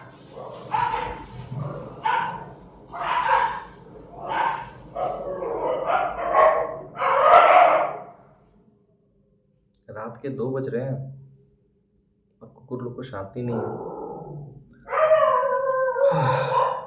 2 जोन होता है ओवरी का, 2 जोन है। आउटर जोन जो है किसी का भी, कोई भी स्ट्रक्चर होगा, कोई भी स्ट्रक्चर होगा तो उसका आउटर वाला जो पार्ट है, ये वाला पार्ट, उसको क्या बोलेंगे, कोर्टेक्स। और जो अंदर वाला पार्ट है, ये सेंटर वाला पार्ट, उसको क्या बोलेंगे, मेडुला। किडनी में भी देखने को मिलेगा। ऑलमोस्ट हर ग्लैंड में जो आउटर लेयर है उसको कोर्टेक्स बोलते हैं, और बीच का जो लेयर है उसको क्या बोलेंगे, मेडुला। कोर्टेक्स, ये भी कोर्टेक्स ही है, ऐसा नहीं कि ऊपर वाला कोर्टेक्स है। ये पूरा लेयर कोर्टेक्स है और अंदर का लेयर क्या है, मेडुला। एक्सेसरी डक्ट्स, पहला है इसमें फेलोपियन ट्यूब। पहला कौन सा है, फेलोपियन ट्यूब। ठीक है, ये भी एक पेयर्ड स्ट्रक्चर है। एक अगर ओवरी यहाँ है, इधर वाला ओवम रिलीज करेगा तो ये वाला फेलोपियन ट्यूब उठाएगा उसको, और इधर वाला ओवरी रिलीज करेगा तो इधर वाला फेलोपियन ट्यूब उठाएगा। तो ऑफकोर्स 2 ओवरी है तो 2 फेलोपियन ट्यूब। 10 से 12 सेंटीमीटर इन लेंथ होता है, यानी कि इसका लंबाई 10 से 12 सेंटीमीटर होता है। सीलिएटेड होता है। सीलिएटेड है, इसका मतलब है कि उसमें सीलिया प्रेजेंट है। अब सीलिया क्या लगता है, क्यों प्रेजेंट होगा, क्योंकि ओवम जो आया है उसको उधर भी तो पुश करना है, यूट्रस की साइड। ठीक है, तो ओवम को पुश करने के लिए पहला सीलिया काम आता है, दूसरा ओवरऑल जो फेलोपियन ट्यूब है वो भी पेरिस्टाल्टिक मूवमेंट करता है। ठीक है, पेरिस्टालसिस, अगर ये एसोफेगस के बारे में जानते हो कि खाना अंदर जाएगा तो पेरिस्टाल्टिक मूवमेंट होता है कि किसी भी चीज़ को पुश किया जाएगा ऐसे करके आगे, तो वो फेलोपियन ट्यूब जो है वो पेरिस्टाल्टिक मूवमेंट भी करता है, और उसमें सीलिया भी होते हैं जो पुश करते हैं। ठीक है, ओवम को यूट्रस की साइड। इसके 3 पार्ट हैं, इन्फंडिबुलम, एम्पुला जहाँ फर्टिलाइजेशन होता है, और ये इस्थमस, सब देख चुके हैं। इन्फंडिबुलम है finger like projection called fimbria. ठीक है, इन्फंडिबुलम लास्ट में ट्रम्पेट जैसा, वो देखो ना वो वाला ऊँ बजाने वाला। ठीक है, ऊँ बजाते हैं ना, तो लास्ट में कैसे खुला हुआ रहता है बहुत ज़्यादा मुँह उसका, उसको ट्रम्पेट बोलते हैं। ठीक है, उस पूरे ऑर्गन को बोलते हैं ट्रम्पेट। तो वो जो फाइनल ट्रम्पेट वाला पार्ट है ना, खुला हुआ पूरा, उसी तरह इन्फंडिबुलम बहुत खुला हुआ रहता है, तो उसमें फिंगर लाइक प्रोजेक्शंस होते हैं लास्ट में, जिसका नाम है फिमरे। और फिमरे का काम क्या है, ओवम को कैच करना। क्लियर है, इसका काम क्या है, कलेक्शन ऑफ ओवम। यूट्रस। अब जो यूट्रस है उसको ऊम्ब भी कहते हैं, यानी कि गर्भ, ठीक है। अच्छा, ऊम्ब भी कहते हैं। ये पेल्विक वॉल से जुड़ा होता है, यानी कि अगर यूट्रस है तो कहीं तो होगा जहाँ सपोर्ट लिया हुआ है, जुड़ा हुआ है, ठीक है। तो यूट्रस जो है पेल्विक वॉल से लिगामेंट से जुड़ा हुआ रहता है, ठीक है। यहाँ 500x लिखा हुआ है, इसका मतलब है कि यूट्रस जो है वो बहुत ज़्यादा एक्सपैंड कर सकता है, बहुत ज़्यादा एक्सपैंड कर सकता है, ठीक है। इसका इनिशियल जो है 10 सेंटीमीटर स्क्वायर होता है एरिया, उसके अंदर का जो वॉल्यूम है वो 10 सेंटीमीटर स्क्वायर या क्यूब जो बोलो होता है। और ये 5000 सेंटीमीटर क्यूब यानी 5 लीटर तक स्पेस बना सकता है अपने अंदर। तो सोचो 500 टाइम्स एक्सपैंड कर गया ये। जब ऑफ कोर्स जब चाइल्ड बर्थ मतलब जेस्टेशन हो रहा होता है, एम्ब्रायोजेनेसिस हो रहा होता है, अंदर में बच्चा होता है इसका, तो ये अपना जो वॉल्यूम है वो ड्रास्टिकली 500 टाइम्स तक बढ़ा सकता है। ये क्या करेगा, इम्प्लांटेशन कराएगा। हम लोग देखें कि इंडोमेट्रियम जो थे, यानी कि ये वाला जो है इंडोमेट्रियम, जो उसका वॉल है सबसे अंदर का जो वॉल है उसमें जो है ये जो जाइगोट है वो आके अपने आप को इम्प्लांट कर लेगा, अपने आप को लॉन्च कर लेगा, चिपका लेगा, ठीक। इसका जो वॉल है इसकी दीवारें 3 लेयर की है। पहला है पेरीमीट्रियम, सबसे बाहर का लेयर। फिर आएगा बीच में स्मूथ मसल का मायोमीट्रियम। मायोमीट्रियम मस्कुलर होता है, स्मूथ मसल का बना होता है।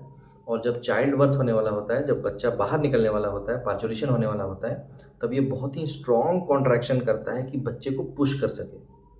मायोमीट्रियम क्या करेगा, जब डिलीवरी होने वाला है, चाइल्ड बर्थ होने वाला है, तब बच्चे को पुश करने के लिए बहुत ही स्ट्रॉन्ग कॉन्ट्रैक्शन करेगा, ताकि बच्चा धीरे धीरे सर्वाइकल कैनाल फिर वजाइना होते हुए बॉडी के बाहर चला जाए। क्लियर है। इंडोमेट्रियम ग्लैंडुलर होता है, इसमें बहुत सारे ग्लैंड्स होते हैं, सिक्रेटरी फंक्शन होता है, इसमें बहुत सारा सिक्रीशंस भी होता है, ताकि जो ब्लास्टुला है, ब्लास्टोसिस्ट है, उसको क्या किया जाए, धीरे धीरे नरिश कर किया जा सके, ठीक है। इसलिए इसमें बहुत सारे ग्लैंड्स प्रेजेंट होते हैं। ये तो हो गया। अब देखो, सर्विक्स के बीच का जो कनाल था उसको सर्वाइकल कनाल बोल रहे थे, और उसके नीचे क्या था, वजाइना। ये सर्विक्स का पार्ट है। तो ये सर्विक्स का वाला पार्ट था ये, और इसके बीच का जो कनाल था उसका क्या नाम था, सर्वाइकल कनाल, और ये था वजाइना। तो वजाइना और सर्विक्स का कनाल, वो दोनों को मिला के बोलते हैं बर्थ कनाल। क्यों? क्योंकि उसी रास्ते से बच्चे का बर्थ होता है, इसलिए उसको क्या बोलते हैं, बर्थ कनाल। वजाइना जो है करीब 10 सेंटीमीटर लंबा होता है, और ये ड्रास्टिकली एक्सपैंड कर सकता है। ड्रास्टिकली नहीं बोलेंगे, वजाइना एक्सपैंड कर सकता है टू अकोमोडेट पीनस, ठीक है। और वजाइना जो है वो पार्शियली कवर्ड होता है बाय किससे, हाइमन से, ठीक है। हाइमन एक मेम्ब्रेनस झिल्ली जैसा एक स्ट्रक्चर होता है जो पार्शियली कवर करके रखता है किसको, वजाइना को। क्लियर है। जनरली ड्यूरिंग फर्स्ट कोपुलेशन, पहली बार सेक्सुअल इंटरकोर्स करने के टाइम जनरली जो हाइमन है वो ब्रेक कर जाता है, लेकिन ये एक रिलायबल इंडिकेटर नहीं है कि सेक्सुअल इंटरकोर्स हुआ है कि नहीं। हो सकता है किसी में कि पहला सेक्सुअल इंटरकोर्स होने के बाद भी हाइमन परसिस्ट कर जाए, रह जाए वहाँ पे, या फिर हो सकता है किसी के अंदर की सेक्सुअल इंटरकोर्स नहीं भी हुआ है, लेकिन कुछ कुछ एक्टिविटीज़ हैं जैसे कि साइकिल चलाना, उसके बाद फिर कूदना फांदना दौड़ भाग, उसमें भी हो सकता है कि वो मेम्ब्रेन जो है वो ब्रेक हो जाए। तो एक रिलायबल इंडिकेटर नहीं है कि सेक्सुअल इंटरकोर्स हुआ है कि नहीं हुआ है। क्लियर है। External genitalia, female external genitalia का नाम है वल्वा, ठीक है। और वल्वा में क्या क्या है, मॉन्स प्यूबिस, ठीक है। जो भी बाहर से फीमेल का स्ट्रक्चर दिख रहा है एक्सटर्नल जेनिटेलिया का, उसको मिला के कहते हैं वल्वा। इसके अलग अलग पार्ट्स हैं, ठीक है। पहला है मॉन्स प्यूबिस, फिर है labia majora, labia minora, clitoris और हाइमेन। कैसे कहाँ कहाँ होता है वो देखते हैं। जो कुशन ऑफ फैटी टिश्यू है यहाँ पे, ये जो फैटी टिश्यू है जिसमें प्यूबिक हेयर्स भी होते हैं, ठीक है। प्यूबिक हेयर्स जहाँ प्रेजेंट होते हैं, ये फैटी टिश्यू का कुशन होता है। इस एरिया को बोलते हैं मॉन्स प्यूबिस। क्या बोलेंगे, मॉन्स प्यूबिस, ठीक है। फिर इधर जो है ये भी एक कुशन ऑफ फैटी टिश्यू होता है, इसमें भी हेयर्स प्रेजेंट होते हैं। इस ये जो है इसको बोलेंगे लेबिया मेजोरा। क्या बोलेंगे, लेबिया मेजोरा, ठीक है। ये भी कुशन ऑफ फैटी टिश्यू है जो कि वेजाइनल ओपनिंग को कवर करके रखता है, उसको बोलेंगे लेबिया मेजोरा। लेबिया मेजोरा के अंदर एक फ्लैशी फोल्ड ऑफ टिश्यू होता है, उसको बोलेंगे लेबिया माइनोरा, यहाँ पे प्रेजेंट होगा, ठीक है। Fleshy fold of tissue. उसको क्या बोलेंगे, लेबिया माइनोरा। लेबिया माइनोरा जहाँ पे जाके मिल रहा है वहाँ एक इरेक्टाइल टिश्यू होता है, वहाँ भी एक इरेक्टाइल टिश्यू होता है जिसका नाम है क्लिटोरिस। क्या नाम है, क्लिटोरिस, ठीक है। Clitoris is homologous to glans penis in male, यानी मेल में जैसे ग्लांस पीनस होता है उसी का होमोलोगस स्ट्रक्चर है, सिमिलर ओरिजिन का स्ट्रक्चर है फीमेल में क्लिटोरिस। क्लियर है। कभी भी होमोलोगस वर्ड आएगा इसका मतलब है होमो मतलब सेम, लोगस मतलब ओरिजिन, यानी ऐसा स्ट्रक्चर जिसका ओरिजिन सिमिलर है, सेम ओरिजिन का है, ठीक है। तो जैसे कि मेल में ग्लांस पीनस होता है उसी तरह फीमेल में क्लिटोरिस होता है, ठीक है। फिर ये जो लेबिया माइनोरा है, ठीक है, उसके अंदर दो ओपनिंग है। सबसे ऊपर पे यहाँ पे है यूरिथ्रल ओपनिंग। क्या नाम है, यूरिथ्रल ओपनिंग। और इसी के चारों तरफ बहुत सारा न्यूमरस जो है, बहुत सारे एक ग्लैंड होते हैं, इसका नाम है ग्लैंड ऑफ स्कीन, SKENE, ठीक है। यानी स्कीन ग्लैंड कहाँ होता है, यूरिथ्रल ओपनिंग के आसपास, ठीक है। और ये वजाइनल ओपनिंग है, vaginal opening partially covered by hymen, और वजाइनल ओपनिंग के पास ग्लैंड होते हैं पेयर्ड, मतलब दो, ठीक है। और वो ग्लैंड का नाम क्या है, बार्थोलिन ग्लैंड। यहाँ पे पेयर्ड ग्लैंड होगा, इसका क्या नाम है, Bartholin gland. Bartholin gland is homologous to bulbourethral या कॉपर्स ग्लैंड। फीमेल में ल्यूब्रिकेशन का काम कौन करता है, बार्थोलिन ग्लैंड, ठीक है। जैसे मेल में कॉपर्स ग्लैंड है ल्यूब्रिकेशन के लिए, फीमेल में ल्यूब्रिकेशन के लिए बार्थोलिन ग्लैंड है। क्लियर है। ये एनस है, ठीक है। और एनस और ये जो इसको बोलते हैं फोर्चिट, जहाँ पे ये वेस्टिब्यूल जो है ख़त्म हो रहा है उसको बोलते हैं फोर्चेट। और फोर्चेट और एनस के बीच का जो एरिया है उसको बोलते हैं पेरिनियम। उसको क्या बोलेंगे, पेरिनियम। पेरिटोनियम नहीं बोलेंगे, पेरिटोनियम एब्डोमिनल कैविटी के अंदर होता है, ठीक है। इसको, इसका नाम है पेरिनियम, ठीक है। अगर याद रखना है तो ठीक है, नहीं तो कोई बात नहीं।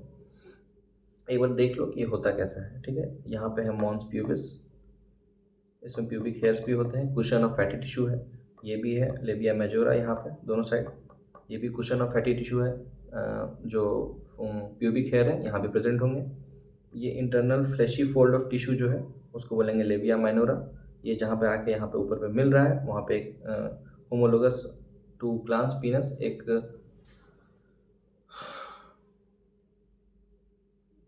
इरेक्टाइल टिश्यू होता है जिसका नाम है क्लिटोरिस, ठीक है। यहाँ पे यूरिथ्रल ओपनिंग है, नीचे में वजाइनल ओपनिंग है, vaginal opening is partially covered by hymen, ठीक है। और वजाइनल ओपनिंग के ही दोनों तरफ जो है वो बार्थोलिन ग्लैंड प्रेजेंट होता है। बार्थोलिन ग्लैंड का काम क्या है, लुब्रिकेशन। क्या नाम है, क्या काम है, लुब्रिकेशन। क्लियर है। हम लोग पढ़ लिए ये सब। बार्थोलिन ग्लैंड पेयर्ड होता है, पढ़ा दिए हैं। इधर side of vaginal opening, vaginal opening जो है जहाँ पे वजाइना बॉडी के बाहर खुल रहा है वहाँ पे दोनों साइड एक एक ग्लैंड होगा, पेयर्ड होगा। Homologous to Cowper's gland, helps in lubrication, देख चुके हैं। ग्लैंड ऑफ स्किन, जैसे ये पेयर्ड है वैसे ये न्यूमरस है, यानी कि ये बहुत सारा होता है, पेयर्ड नहीं बहुत ज़्यादा होता है, ठीक है। और ये either side of urethral opening होता है, यूरिथ्रा के दोनों साइड ये होता है। ये homologous to, it is homologous to prostate, homologous to prostate. Female prostate भी कहते हैं इसको, क्या बोलेंगे, फीमेल प्रोस्टेट भी बोलते हैं इसको, ठीक है। इसका काम क्या है, ये यूरिथ्रल ओपनिंग में इन्फेक्शन होने से बचाता है, ठीक है। एंटी माइक्रोबियल सिक्रीशंस होते हैं इसके, जो यूरिथ्रा के अंदर जो इन्फेक्शन होने का खतरा होता है उससे ही बचाता है, ठीक है। थोड़ा बहुत लुब्रिकेशन में भी हेल्प करता है आप यूरिथ्रा, लेकिन इसका मेन प्राइमरी फंक्शन है यूरिथ्रा में होने वाले इन्फेक्शन को बचाना bye it's secretion of anti microbial enzymes या फिर कंपाउंड्स, ठीक। अब आएगा मैमरी ग्लैंड, ठीक है।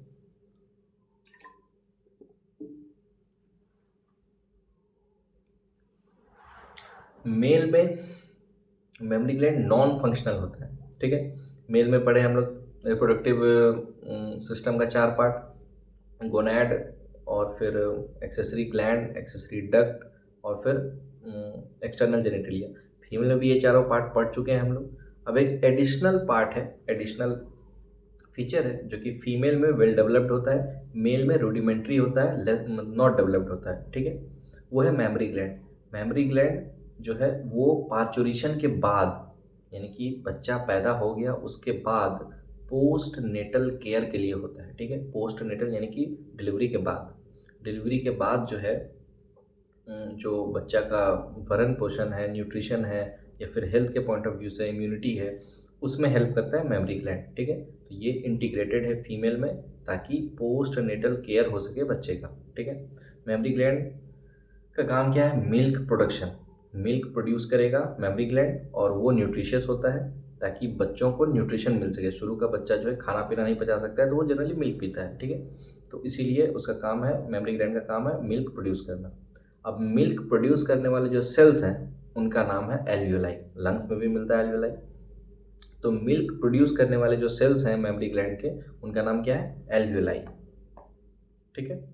अब हर मेमरी ग्लैंड में 15 से 20 मेमरी लोब्स होते हैं। क्या होते हैं? 15 से 20 मेमरी लोब्स होते हैं, ठीक है। यहाँ ये मेमरी लोब है, ये देखो, ये सब जो है क्या है? मेमरी लोब्स है। 15 से 20 मेमरी लोब्स होते हैं, ठीक है। और ये मेमरी लोब्स जो है वो अपना सिक्रीशन डक्ट में डालते हैं। वो डक्ट फिर और चौड़ा होता है थोड़ा सा, और होता है, उसका नाम हो जाता है एम्पुला। बस नाम चेंज हो रहा है, चीज़ सेम है, ठीक है। अगर अलग अलग घर से क्या कहते हैं, मान के चलो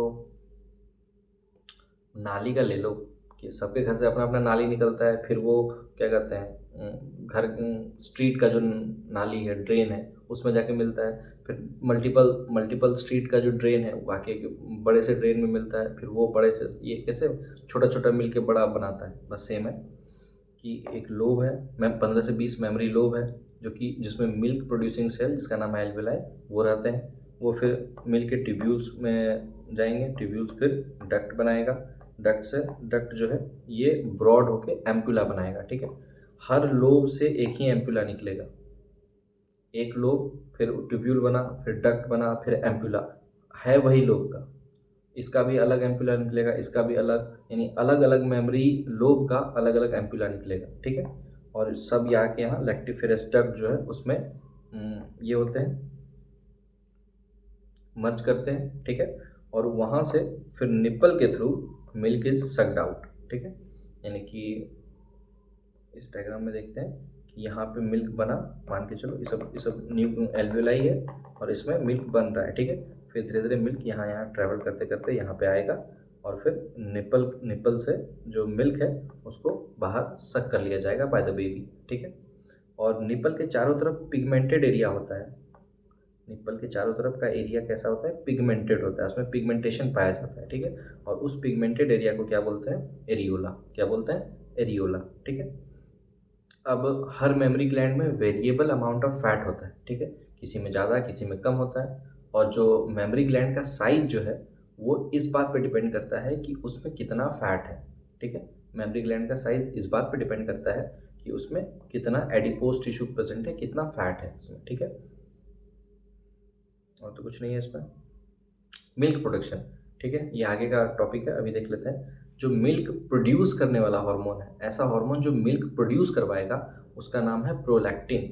ये एंटीरियर पिट्यूटरी से रिलीज होता है और इसका काम क्या है? Anterior lobe of pituitary,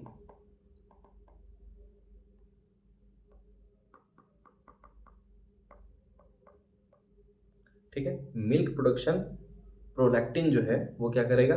anterior lobe of pituitary से रिलीज होता है प्रोलैक्टिन और वो मिल्क प्रोडक्शन करवाता है, ठीक है। और मिल्क का जो इजेक्शन है, मिल्क को बाहर निकालने का, रिलीज करने का काम किसका है? ऑक्सीटोसिन का। और ऑक्सीटोसिन कहाँ से रिलीज होता है? Posterior lobe of pituitary. देखो ये सब फिक्स है, क्या करवाएगा अलग अलग हो सकता है, बट जो जहाँ से रिलीज हो रहा है वो हमेशा वहीं से रिलीज होगा, ठीक है। अभी फीटल इजेक्शन रिफ्लेक्स में भी पढ़ेंगे हम लोग कि ऑक्सीटोसिन का काम आता है। तो oxytocin posterior lobe of pituitary ही बनाएगा, बनाता था एक्चुअली हाइपोथैलेमस है वो, क्या कहते हैं, आ जाता है इससे पोर्टल सर्कुलेशन से, ठीक है। तो पोस्टीरियर लोब ऑफ पिट्यूटरी से ही रिलीज होगा ऑक्सीटोसिन, ठीक है। वो मिल्क के इजेक्शन में हेल्प करता है, मिल्क के बाहर रिलीज होने में हेल्प करता है। बनाने में कौन हेल्प करेगा? प्रोलैक्टिन। रिलीज में कौन हेल्प करेगा? ऑक्सीटोसिन। क्लियर है? मिल्क में वेरिएबल अमाउंट ऑफ फैट होता है, केसिन फैट जो है, मिल्क में फैट होगा। केसिन एक प्रोटीन है जो मिल्क में पाया जाता है, वो पाया जाता है। लैक्टोज मिल्क का शुगर, मिल्क में जो भी कार्बोहाइड्रेट है वो लैक्टोज के फॉर्म में होता है। तो ये मिल्क का कंटेंट्स है कि क्या क्या होता है मिल्क में, विटामिन मिनरल। उसके बाद फिर इम्यूनोग्लोबुलिन्स होते हैं उसमें, ठीक है, जो बच्चे को डिफेंस में हेल्प करता है, इम्यून सिस्टम, क्योंकि उसका इम्यून सिस्टम अभी डेवलप नहीं हुआ है। तो कोई भी बाहर से बैक्टीरिया वायरस वगैरह आएगा तो उससे लड़ने में हेल्प करेगा।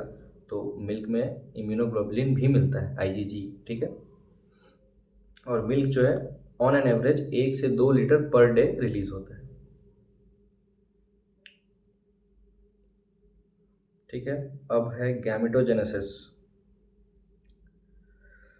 Okay, I am tired now थोड़ा, तो इसको हम लोग नेक्स्ट टॉपिक, इसको हम लोग नेक्स्ट डे करते हैं, ठीक है। गैमेटोजेनेसिस, फिर मेंस्ट्रुअल साइकिल है, तो इसको हम लोग नेक्स्ट डे करेंगे, ठीक है। तो कल आ जाएगा नेक्स्ट वाला भी पार्ट, कल आ जाएगा। और फिर उसके बाद मॉलिक्यूलर बेसिस ऑफ इनहेरिटेंस करेंगे हम लोग, ठीक है। और कोई भी अगर सवाल सवाल हो मन में, दुख कष्ट पीड़ा तकलीफ, तो उसको कमेंट्स में ज़रूर बताओ, ठीक है। अभी कमेंट्स हम देखते हैं, ठीक है। कमेंट्स में जो भी होगा तो हम रिप्लाई कर देंगे, या फिर अगर कुछ ऐसा हो कि कुछ बड़ा है तो हो सकता है कि उसका एक अलग बना के वीडियो डाल दें, या फिर कोई दूसरे वीडियो में उसको इनकॉर्पोरेट कर दें, ठीक है। और हाइप का ऑप्शन आता है कमेंट्स में, कोशिश करो, देखो, हाइप करो भाई। तो उससे हाइप से क्या होता है ना कि तुम तो वीडियो देख लिए, तो दूसरे आदमी को वीडियो कैसे रिकमेंड होगा? तुम हाइप करोगे कि नहीं अच्छा है ये वीडियो, ठीक है। अगर अगर पसंद आया तो, अगर पसंद आया तो वीडियो को हाइप करो, ठीक है। उससे क्या होगा? रिकमेंडेशन बढ़ता है, दूसरों लोगों को दिखाया जाएगा कि ये वीडियो अच्छा है, देखना चाहते हो, तो भला हो जाएगा मेरा यार, है कि नहीं? बाकी और सब कल पढ़ते हैं, तब तक के लिए चौप चौप, कल मिलते हैं, ठीक है। चलो बाय।